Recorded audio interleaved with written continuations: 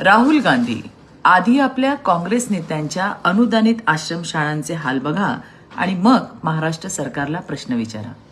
तुमच्या काँग्रेसचा 3 वेळा आमदार राहिलेल्या मारोतराव कोवासे नेत्याच्या 100% अनुदानित आश्रमशाळेत 6 लेकरांना साप चावला. 3 चिमुकल्यांचा दुर्दैवी मृत्यू झाला आणि आता त्याच मृत्यूवर राजकारण करायला सरकार विरोधात बोंब मारताय.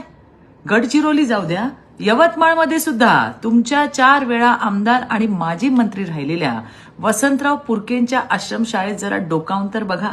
मुलींच्या स्वच्छतागृहाला दरवाजे नाहीत, वीज नाही, 177 मुलांसाठी फक्त 15 बंक बेड, 17% मुलं जमिनीवर झोपतात, खिडक्यांना जाळ्या नाहीत, पावसाचं पाणी गळतंय, लेकरांच्या हक्काचं दूध आणि फळंही गायब आहेत. राहुलजी, सरकारचा 100% निधी जातो कुठे?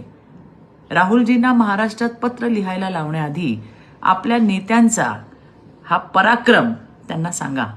आधी स्वतःच्या घरातला साप काढा, मग सरकारच्या अंगणामध्ये काठी घेऊन फिरा. धन्यवाद. जय हिंद, जय महाराष्ट्र.